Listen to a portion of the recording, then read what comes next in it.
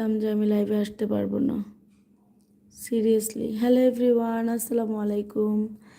কেমন আছো তোমরা সবাই? ফাইনালি তোমাদের ফাতেমা আপু লাইভে চলেই আসলো, তাও আবার গভীর রাতে। সো অনেকেই বলবে যে আপু তুমি এত রাতে লাইভে এসেছো কেন? গাইস, কি বলবো, ভালো লাগতেছিল না, সো এই কারণে লাইভে চলে আসা। কি করলাম আমি? এভরিওয়ান, হোয়াটস প্রবলেম? ওকে,